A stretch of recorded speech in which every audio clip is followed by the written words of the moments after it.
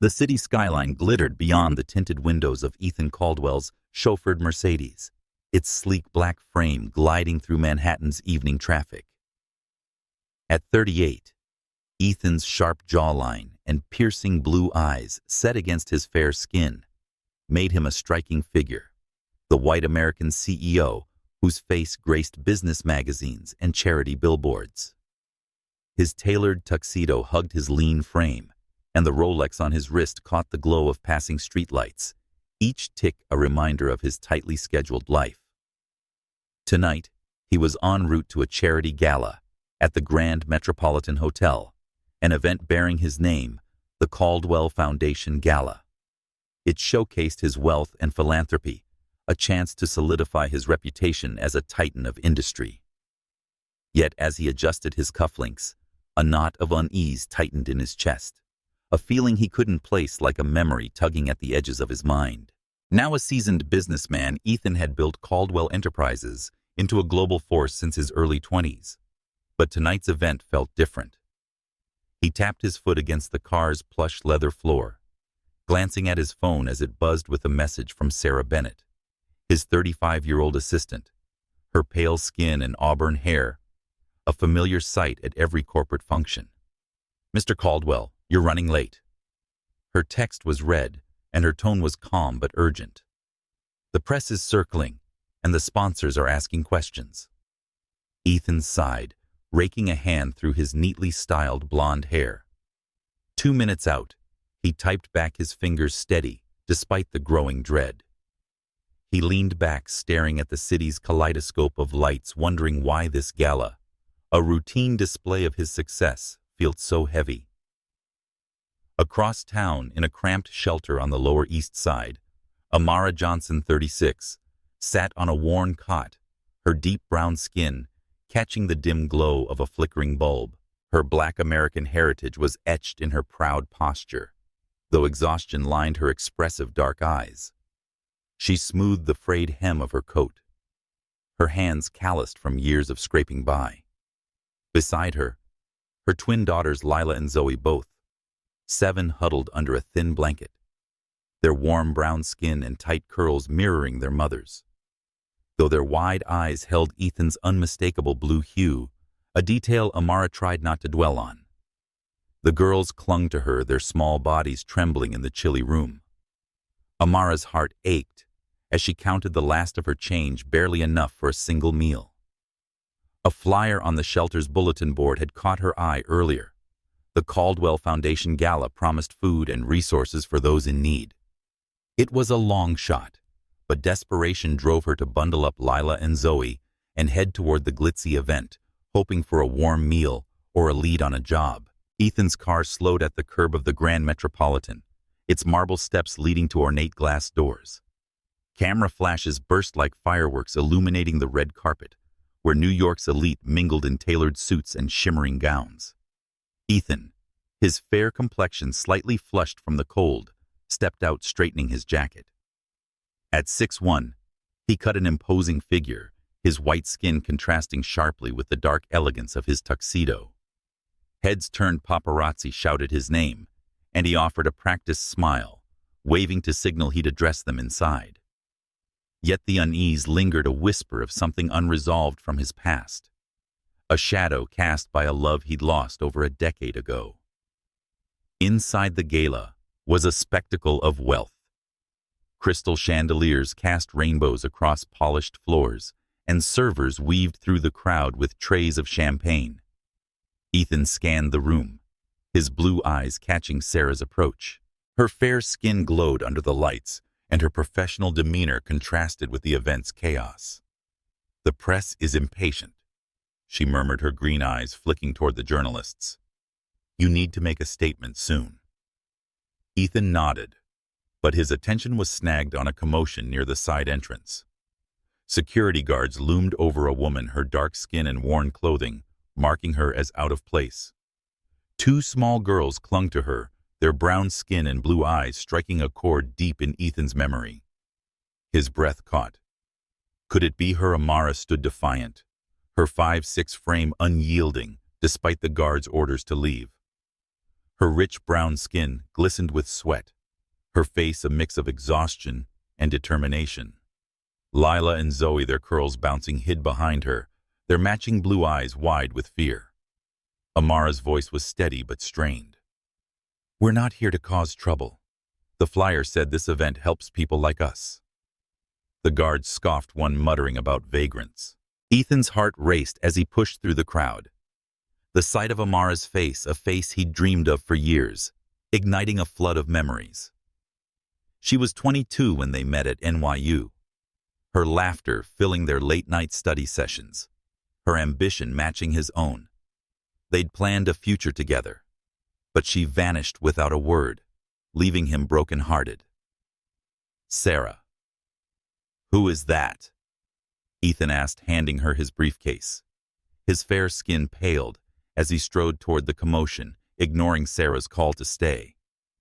The guards straightened at his approach, recognizing his authority. "Sir," this woman one began, but Ethan cut him off. "Stand down," he said, his voice firm. He turned to Amara, her dark eyes meeting his, and time seemed to stop. "Amara," he breathed, his white skin flushing with disbelief. She stared back, her brown complexion framed by the harsh light, her expression a mix of shock and wariness. The twins peeked out, their blue eyes mirroring his own, and Ethan felt the world tilt. The gala's glamour faded, replaced by a haunting question. Were these girls his daughters? The Grand Metropolitan's foyer buzzed with the clink of champagne glasses and the murmur of elite guests. But for Ethan Caldwell, the world narrowed to the scene unfolding at the side entrance. Security guards towered over Amara Johnson, their voices sharp as they ordered her to leave. Her worn coat hung loosely on her frame, and her curls framed a face taut with defiance. Behind her, Lila and Zoe clung to her legs, their blue eyes wide with fear, their small hands clutching the fabric of her skirt. The sight hit Ethan like a punch to the gut. Amara, his Amara, the woman whose laughter once echoed through NYU's library during their all-night study sessions, was here cornered like an intruder at his gala. And those girls with their familiar eyes stirred a suspicion that made his pulse race. Ethan strode across the polished marble floor, ignoring the curious glances of guests and the flash of cameras. Sarah trailed behind her heels, clicking, her expression a mix of concern and confusion.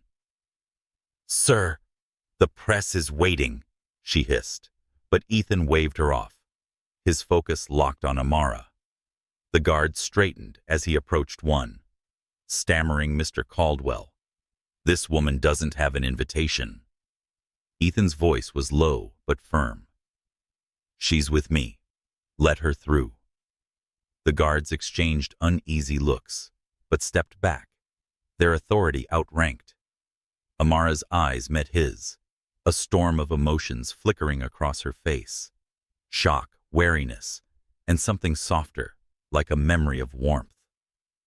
"Ethan," she whispered, her voice barely audible over the gala's hum. He gestured toward a quieter corner of the foyer, away from the red carpet's glare. Amara hesitated, glancing at Lila and Zoe, who huddled closer. Lila's cautious stare fixed on Ethan, as if sizing him up, while Zoe's curious gaze darted between him and the glittering chandeliers. Ethan led them to a velvet-curtained alcove, where the crowd's noise dulled to a murmur.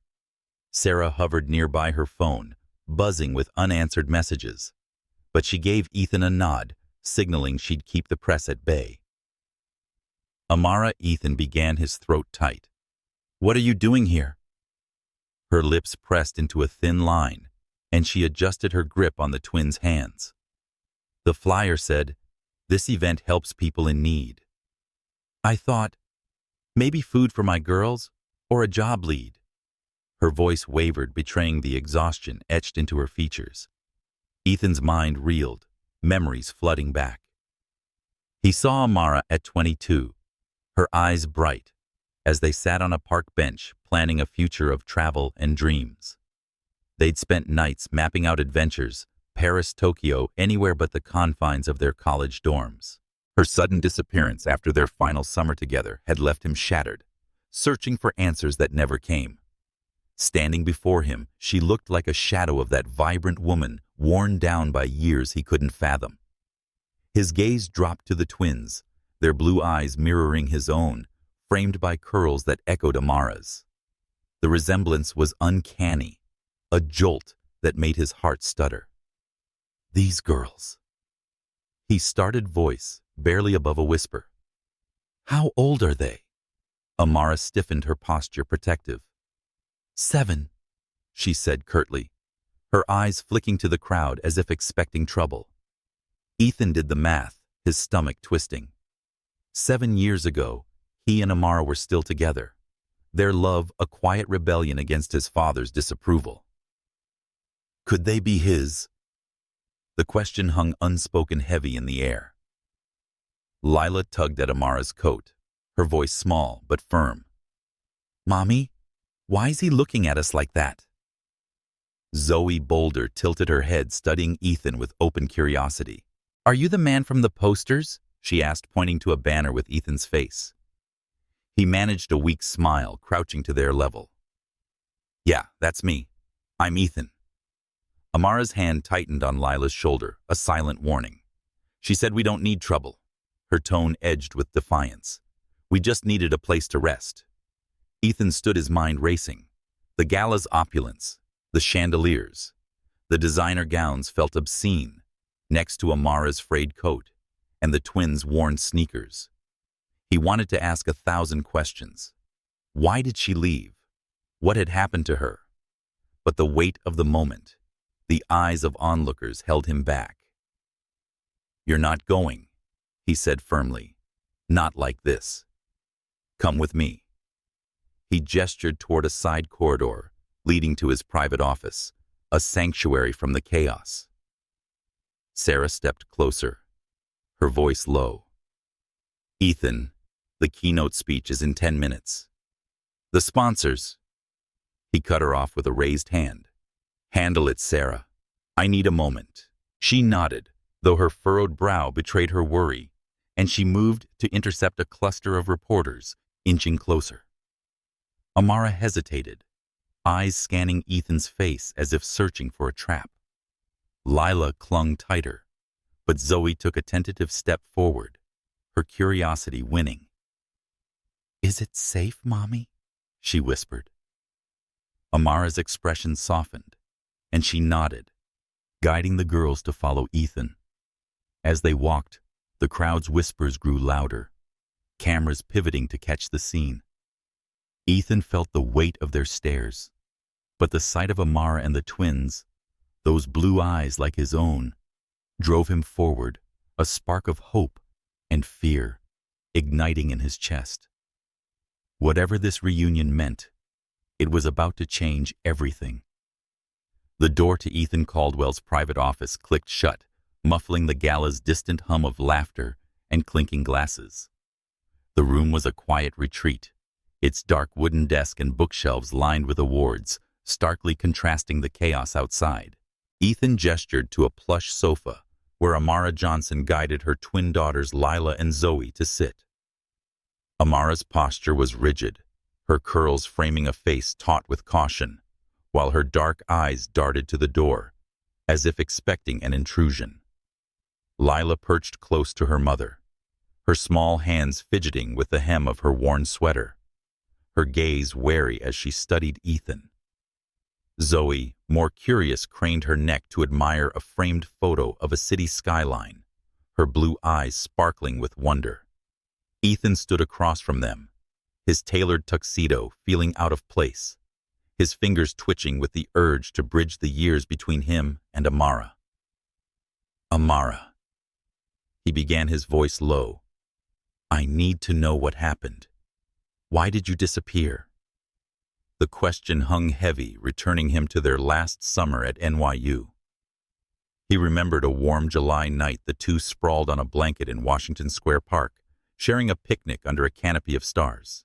Amara had laughed, her voice bright, as she sketched plans for a trip to Paris, her sketchbook filled with drawings of the Eiffel Tower. Ethan had promised to go with her. their fingers entwined, their dreams boundless. Then weeks later, she was gone.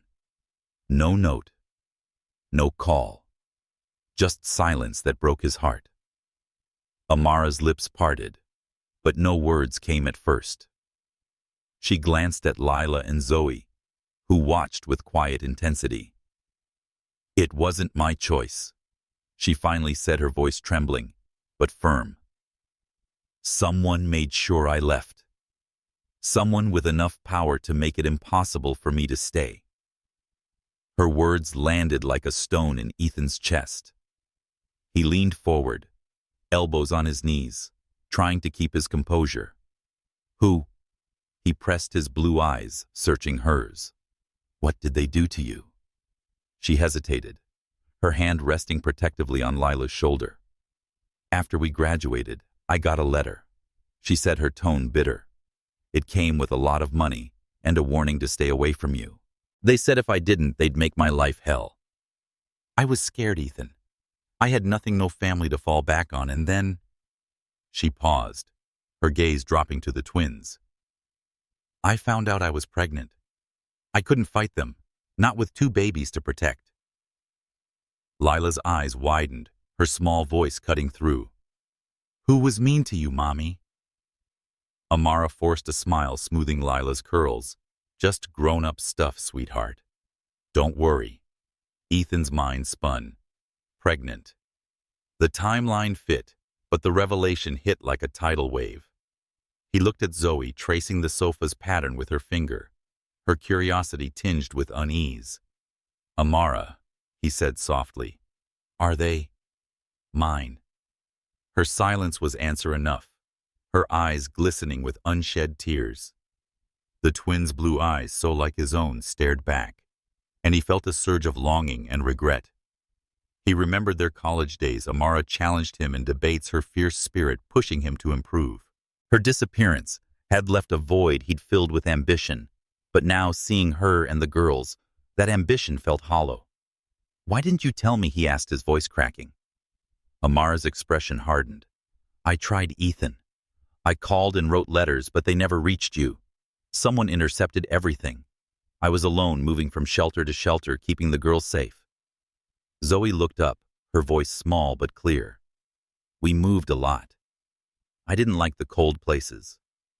Her words pierced Ethan, painting a picture of a life he'd never imagined for Amara. Lila, still guarded, hugged her knees. "Are we in trouble because of him?" she asked, pointing at Ethan. He shook his head, crouching to her level. "No, Lila. I want to help you. I promise." Amara's hand trembled as she tucked a strand of hair behind her ear. "She said we don't need promises." Her tone sharp but weary. "We've survived without you. I only came here for the girls, for a chance at something better." Ethan nodded, his throat tight. He wanted to ask about the letter, about who had orchestrated her exile, but the twins' presence held him back. Zoe slid off the sofa, holding out a crumpled drawing she'd pulled from her pocket, a sketch of a house with a garden. "I made this for where we could live someday," she said shyly. Ethan took it, his fingers brushing hers, and saw Amara's artistic touch in the lines. It was a glimpse of their dreams preserved in a child's hope. A knock interrupted, and Sarah poked her head in her auburn hair, catching the light. "Ethan, the press is restless. We need you for the keynote." He glanced at Amara, who nodded slightly, her expression a mix of relief and fear. "Stay here," he said. "You're safe in this room. We'll talk more later." Lila's wary eyes followed him as he stood while Zoe offered a tentative wave. Ethan stepped into the corridor, his heart pounding with questions and a fierce resolve. Whoever had torn Amara from his life would answer for it. But first, he had to protect the family he'd just found. The office door remained closed, sealing Ethan Caldwell, Amara Johnson, and her twin daughters Lila and Zoe in a fragile bubble away from the gala's clamor. The room's soft lighting cast shadows on the bookshelves, where Ethan's awards gleamed a testament to his success that now felt hollow. Amara sat on the sofa, her curls framing a face etched with resolve, her hands clasped tightly in her lap.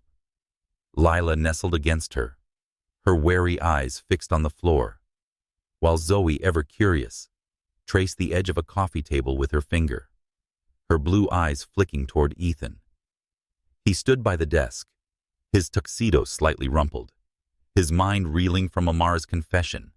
Someone had forced her to leave him pregnant with twins under threat and with a payoff. The weight of her words pressed against his chest, a mix of guilt and fury. Amara. Ethan said, his voice low but urgent. You mentioned a letter. Do you still have it? She hesitated, her gaze darting to the twins, then nodded. She pulled a folded piece of paper from a tattered backpack at her feet, its edges yellowed with time. She handed it to him, her fingers trembling. Ethan unfolded it carefully, his breath catching the sight of the ornate letterhead, Caldwell Enterprises. The text was brief, but chilling money, a directive to leave Ethan and never contact him, and a veiled threat of consequences. At the bottom, his father Robert's signature stared back unmistakable in its bold flourish. Ethan's knuckles whitened as he gripped the paper, his blue eyes darkening with betrayal. My father. He whispered the words bitter. Amara's voice was steady, but laced with pain. It wasn't just him, Ethan. He was the face, but others were involved. They wanted me gone to protect your future, your company's image. I wasn't the only one they paid off. She paused, her eyes glistening. There were others, employees, partners, anyone threatening their plans for global mergers. They called us liabilities. Ethan's stomach twisted.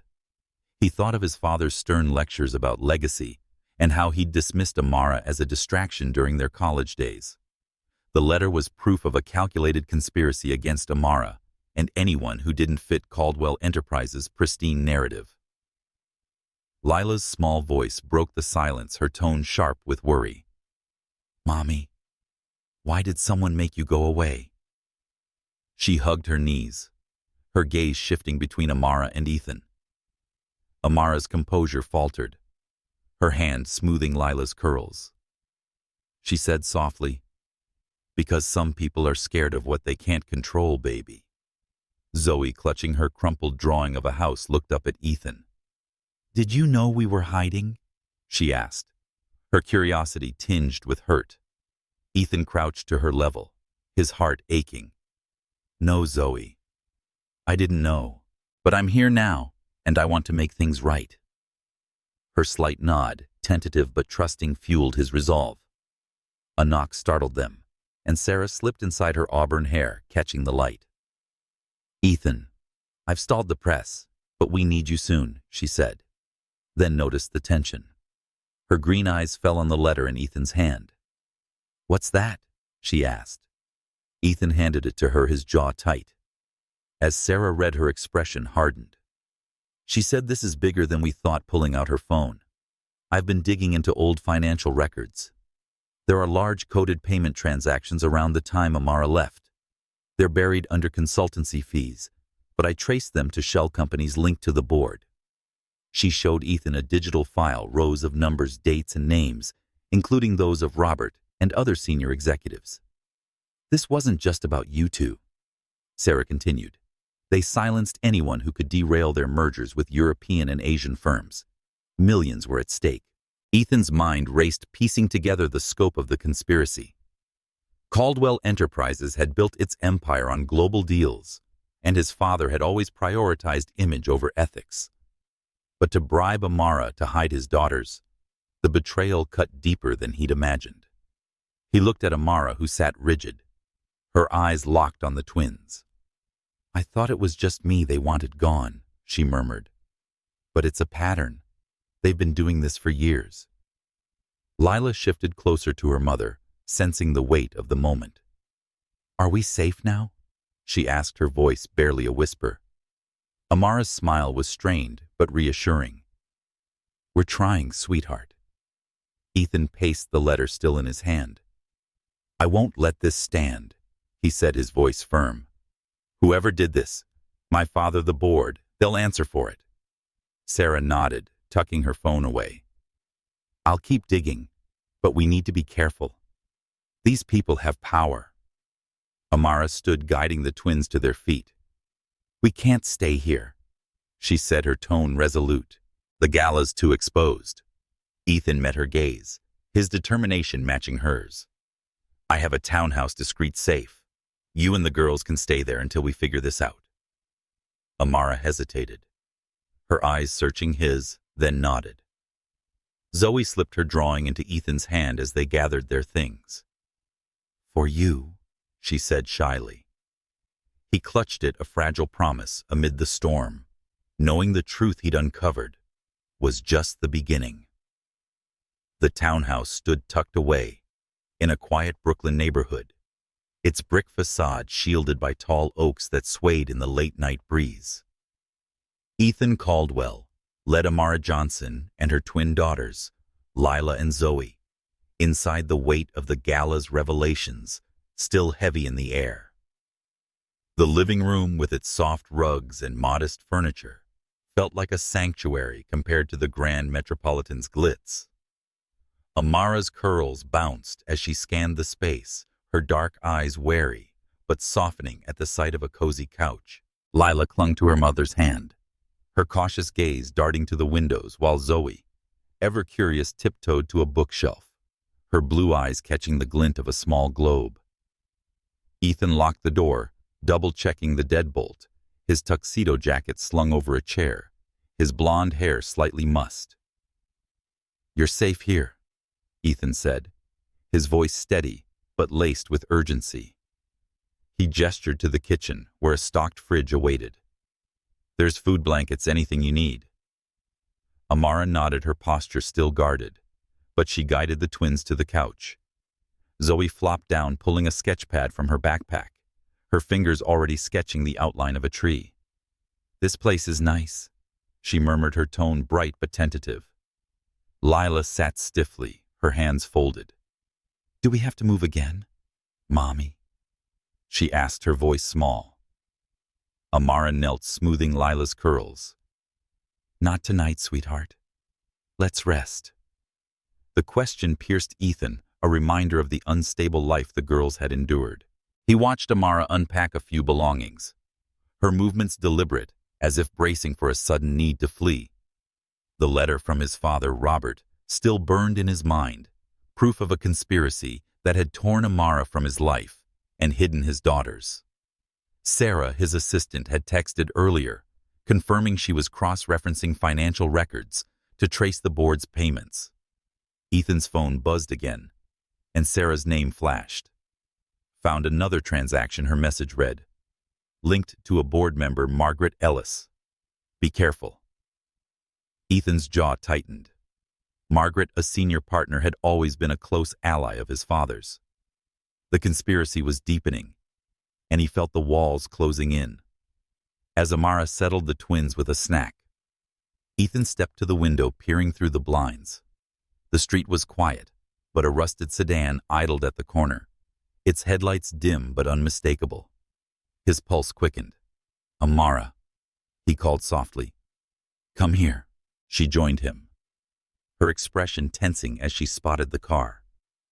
"I've seen it before," she whispered, her voice low to avoid alarming the girls. "It followed us to the shelter last week." Ethan's fists clenched. "Stay with the twins." He grabbed his phone, texting Sarah Carr outside townhouse. "Check if it's tied to Ellis." Sarah's reply was swift. "On it. Stay put." The sedan's engine revved and a man stepped out, his silhouette lean and menacing under the streetlight. He moved toward the townhouse, his steps deliberate. Ethan's heart pounded as he opened the door, stepping onto the porch to confront the stranger. "Who are you?" he demanded, his voice sharp. The man, his face shadowed, smirked. "You're meddling in things you don't understand, Caldwell. Walk away, or you'll lose more than your company." Ethan squared his shoulders, his blue eyes blazing. These are my daughters. Amara's not going anywhere unless she chooses to. The man's laugh was cold. Your father's people see it differently. Back off or you're done. He retreated to the sedan tires, squealing as it sped off. Inside, Amara stood by the couch, her arms around Lila and Zoe, who had sensed the tension. Zoe's sketchpad lay open, a half-finished tree, smudged with shaky lines. Was that an evil man? She asked, her curiosity laced with fear. Ethan crouched beside her, forcing a smile. Just someone who got lost. You're safe here. Lila's wary gaze met his. You said that before, but people keep coming. Her words stung, echoing Amara's guarded look. Ethan glanced at Amara, who clutched the twins tightly. She said, I've seen too many threats to believe in safety, her tone brittle. But we'll stay for now. Ethan nodded, his resolve hardening. I'll protect you, all of you. No one's going to hurt you again. He stepped into the kitchen, pulling milk and cookies to distract the girls. Zoe brightened, sketching again, while Lila nibbled hesitantly, watching him. Amara joined him, her voice low. That car, it's not the first time they've followed us. Whoever's behind this, they don't stop. Ethan met her gaze, his hand brushing hers briefly. Then we don't stop either. Sarah's digging deeper. We'll find out who's pulling the strings. As the twins settled, Zoe handed Ethan her drawing, a tree with 3 figures beneath it. That's us, she said shyly. You, me, Lila, and Mommy. Ethan's throat tightened, the image of fragile promise he vowed to keep, even as the sedan's threat lingered in the night. The morning sun filtered through the blinds of the Brooklyn townhouse, casting slanted light across the living room, where Ethan Caldwell stood, his blonde hair disheveled, his tie loosened. The events of the previous night, the menacing sedan, Amara's guarded fear, and Zoe's trembling sketch of a family under a tree clung to him like a shadow. He glanced at Amara, who sat at the kitchen table, her curls framing a face tight with worry as she poured cereal for Lila and Zoe. Lila ate slowly, her wary eyes scanning the room, while Zoe hummed softly, doodling on a napkin. Ethan's phone buzzed, Sarah's name flashing. Board meeting at 10, her text read. They're circling. Be ready. His jaw clenched. The conspiracy, his father Robert's letter, the board's bribes, was closing in, and now he faced a choice that could cost him everything. Ethan arrived at Caldwell Enterprises' downtown headquarters, the glass tower gleaming under the morning sky. The conference room was a study in corporate power, polished mahogany table, floor-to-ceiling windows, and a dozen board members in crisp suits. Margaret Ellis, a senior partner with gray hair and a steely gaze, sat at the head, her fingers tapping impatiently. Ethan took his seat, his blue eyes meeting hers, recalling her name from Sarah's findings, which was linked to the payments that forced Amara away. The air was thick with tension, the weight of whispered rumors about Ethan's secret family hanging heavy. Margaret cleared her throat, her voice sharp. Ethan, this merger with the European consortium is on a knife's edge. Investors are rattled by gossip photos from the gala talk of a homeless woman and children. We need you to deny these paternity rumors publicly to protect the company's image. Another board member, a man with a manicured beard, leaned forward. Your personal life is yours, but not when it jeopardizes a billion-dollar deal.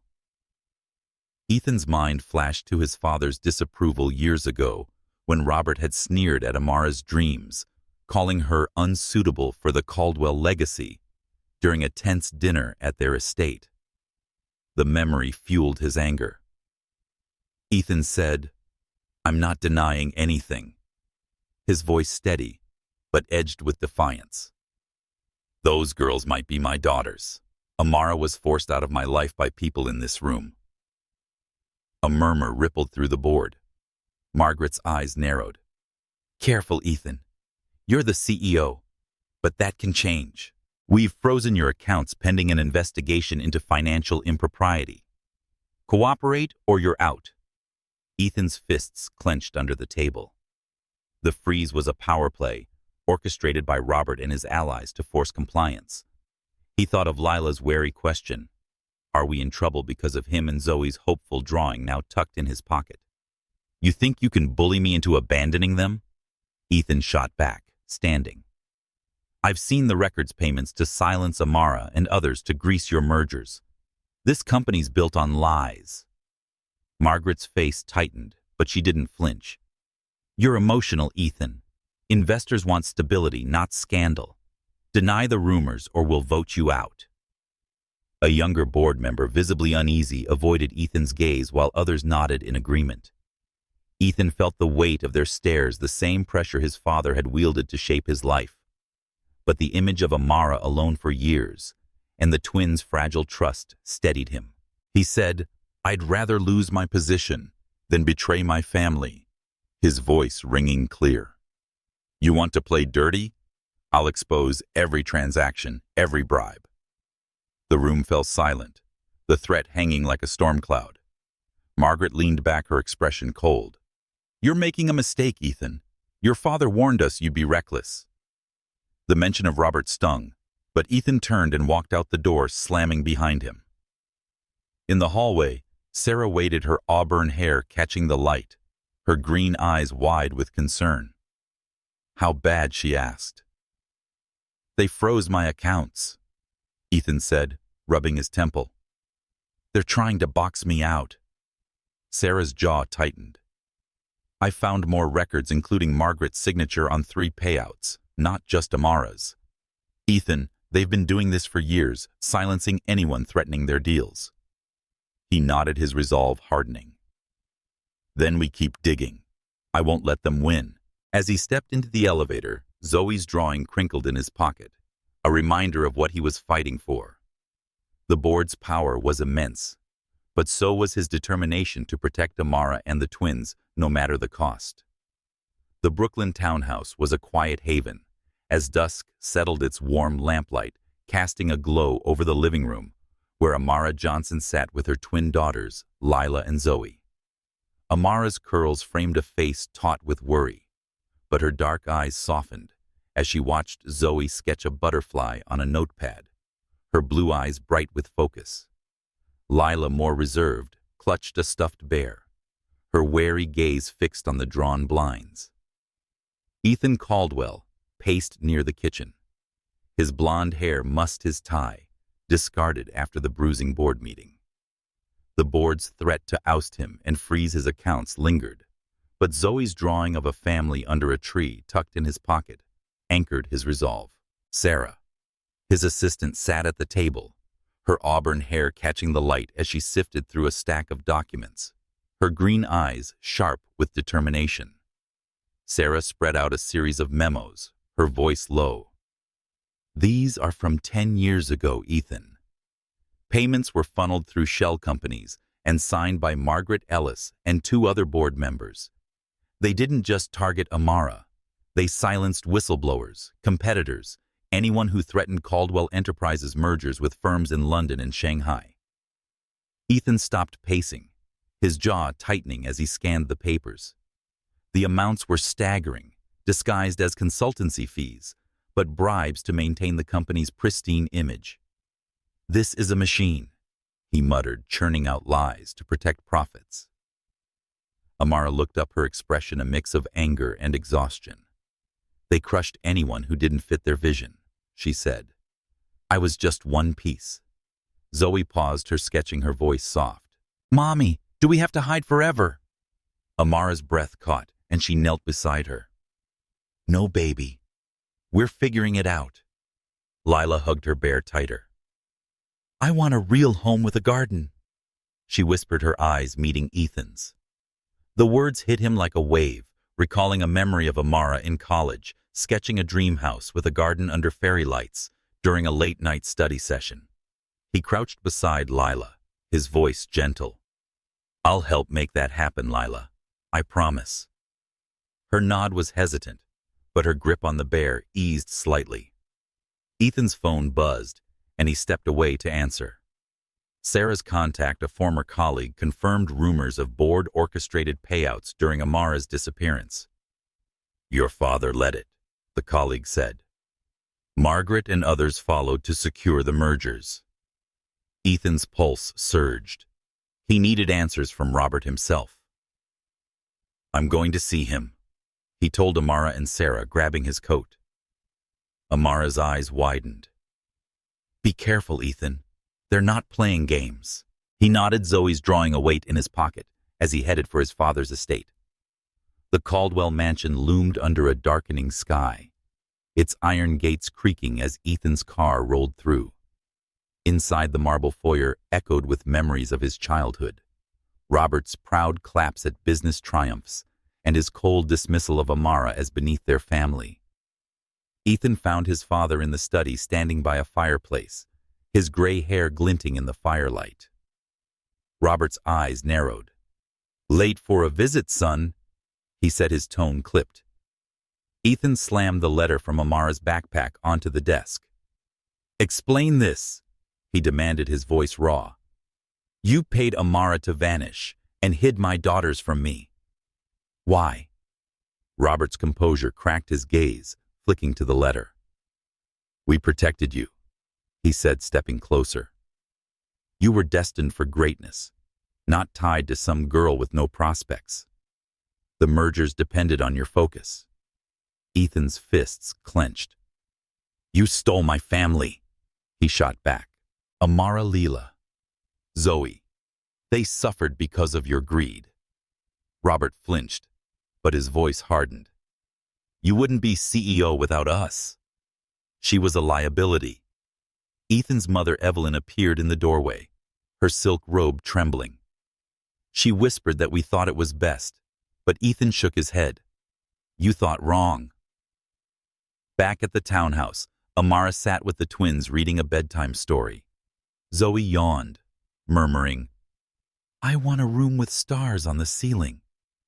Lila added, "And a place where we don't run." Their dreams fueled Ethan's return, his face grim but resolute. He showed Amara and Sarah the confrontation's weight in his eyes. "It's not just my father," he said. "The board's complicit. I'm going public." Sarah nodded, her voice firm. "I'll organize a press conference. We have enough to expose them." Amara touched his arm, her eyes searching. "You're risking everything," she said. Ethan squeezed her hand. "You and the girls are worth it." The twins' dreams and the conspiracy's depth steeled him for the fight ahead. The community center's modest auditorium buzzed with anticipation, its folding chairs filled with reporters clutching notepads and cameras. Ethan Caldwell stood backstage, his blonde hair slightly tousled, his blue eyes scanning the crowd through a gap in the curtain. The weight of the past week. Amara's return, the twins' fragile trust, his father's betrayal, and the board's threats pressed against him. Amara stood beside him, her curls framing a face set with resolve, though her hands trembled. Sarah, her auburn hair pulled back, clutched a folder of damning documents, her green eyes sharp with purpose. The press conference set to expose Caldwell Enterprises' conspiracy was their gamble to reclaim the truth.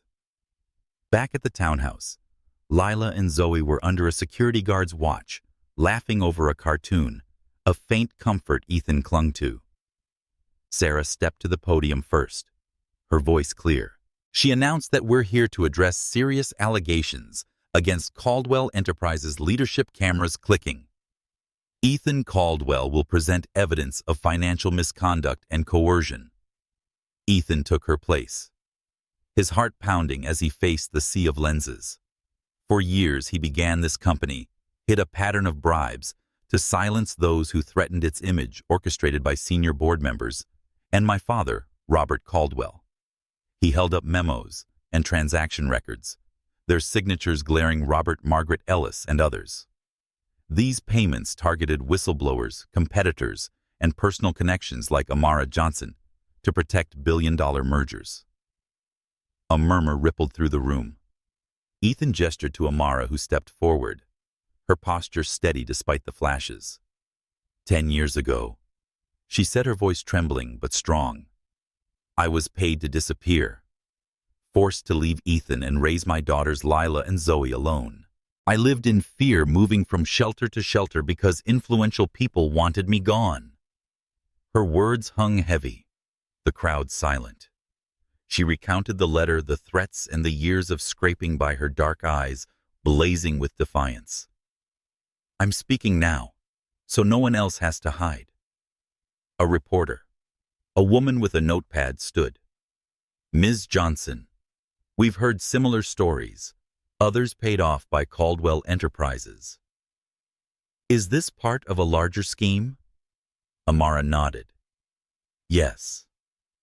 They silenced anyone who didn't fit their narrative. Ethan watched pride swelling as Amara's courage lit the room. Across the aisle, Margaret Ellis sat, her gray hair stiff, her face souring as reporters fired questions. Robert entered, flanked by associates, his presence a dark shadow. He strode to the front, raising a hand for silence.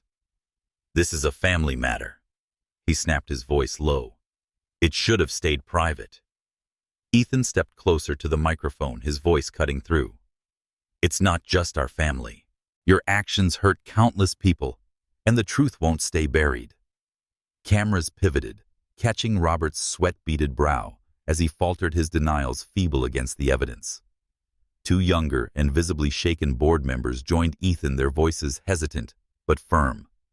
We saw questionable deals, one admitted, but were too scared to speak until now. Their words fueled the chaos, reporters shouting, who else was involved? And will there be arrests? Ethan spotted Margaret slipping toward the exit, her composure crumbling. A journalist from a major network stood holding the documents. She said this could be the most significant corporate scandal in decades if these hold. Mr. Caldwell, do you expect legal action? Ethan nodded, his voice even. I've given copies to a legal team.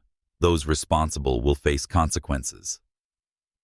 Amara stepped back, her breath shaky, but her eyes alight with liberation.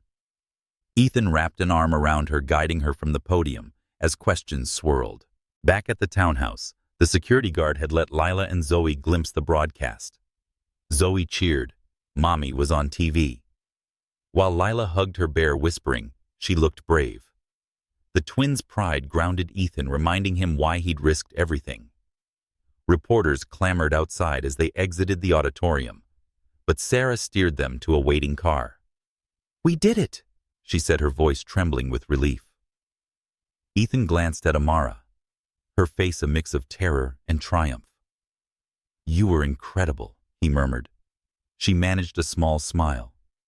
I just wanted the truth out. The car sped away, the city's lights blurring as the weight of their victory and the battles ahead settled over them. The Brooklyn townhouse glowed softly under the evening light of August 11, 2025, its quiet warmth starkly contrasting to the media storm raging beyond its walls. Ethan Caldwell sat on the couch, his blonde hair catching the lamplight, his blue eyes heavy with exhaustion. The press conference's echoes lingered. Amara's bold testimony, his father Robert's crumbling denials, and the board's unraveling. Amara sat across from him, her curls framing a face still tense, though her dark eyes held a flicker of relief. Lila and Zoe played nearby, their laughter filling the room as Zoe taped a butterfly drawing to the fridge. Lila planted seeds in a small pot, her cautious fingers patting the soil. Sarah, her auburn hair loose, stood by the kitchen counter, scrolling through news updates on her phone, her green eyes alight with cautious optimism. News of the scandal had exploded. Headlines screamed of arrests. Robert Caldwell and Margaret Ellis, among others, were detained for orchestrating years of bribes to secure Caldwell Enterprises mergers. A morning broadcast Ethan glimpsed earlier reported investigators swarming the company's headquarters, their findings dominating social media. Posts on platforms like X praised Ethan's courage with hashtags like #CaldwellTruth trending. Emboldened by the exposure, employees shared stories of suppressed complaints, rallying behind Ethan's stand. "You've sparked a movement," Sarah said, showing him a post from a junior staffer. "Thanks to Caldwell. We're speaking up." Ethan managed a weary smile, but the weight of his father's downfall gnawed at him. Amara glanced at the twins, her voice soft. "They saw you on TV, Ethan. Zoe said you looked like a hero." Zoe giggled, waving her drawing. "You talked loudly."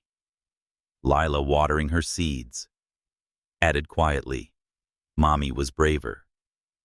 Ethan's heart swelled, the twins' pride grounding him. He thought of their dreams, a garden, a starry ceiling, and vowed to make them real. Sarah set her phone down, her expression serious. "I need to tell you something," she said, her voice low.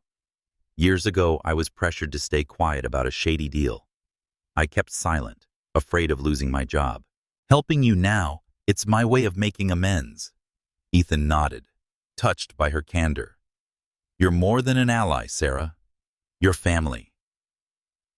The doorbell rang, and Amara tensed her hand, pausing on Lila's shoulder. Ethan checked the security camera, his pulse quickening but relaxed at seeing his mother Evelyn, her silk scarf fluttering in the breeze. He opened the door, and Evelyn stepped inside, her eyes red-rimmed.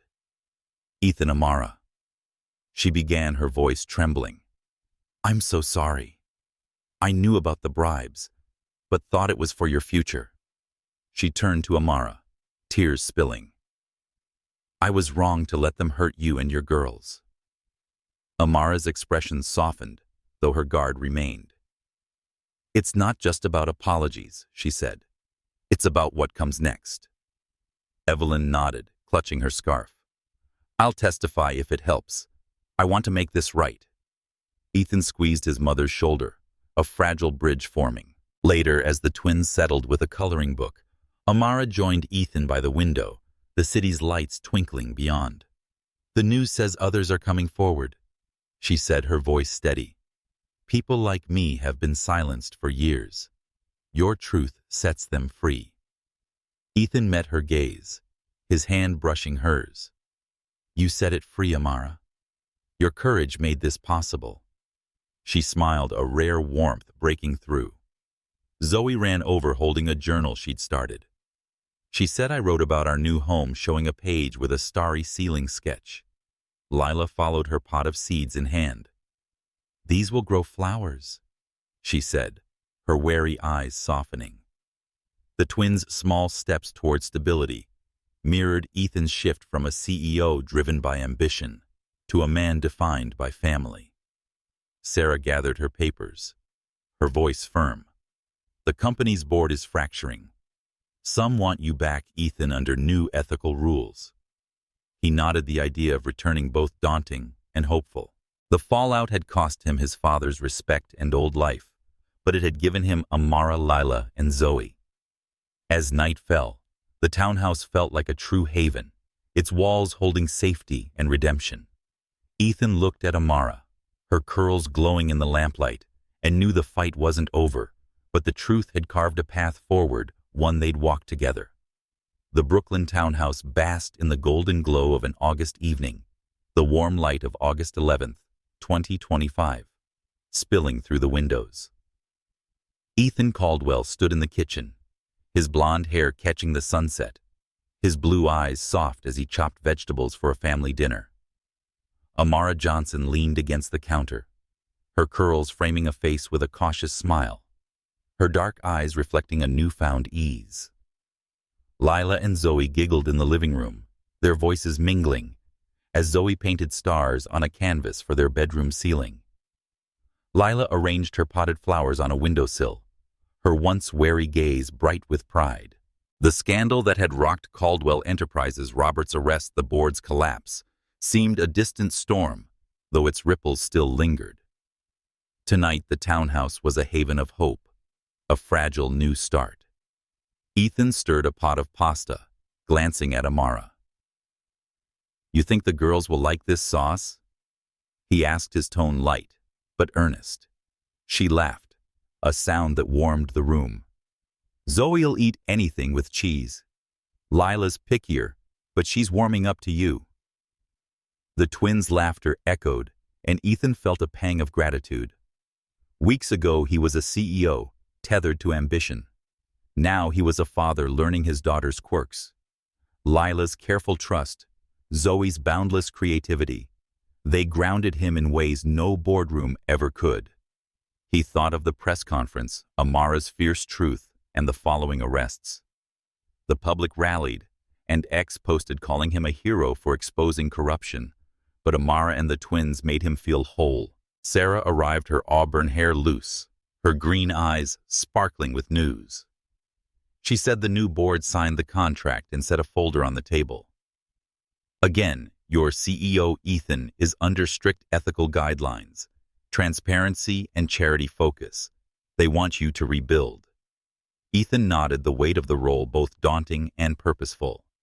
He'd walked away from his father's tainted legacy, but this was a chance to reshape Caldwell Enterprises with integrity.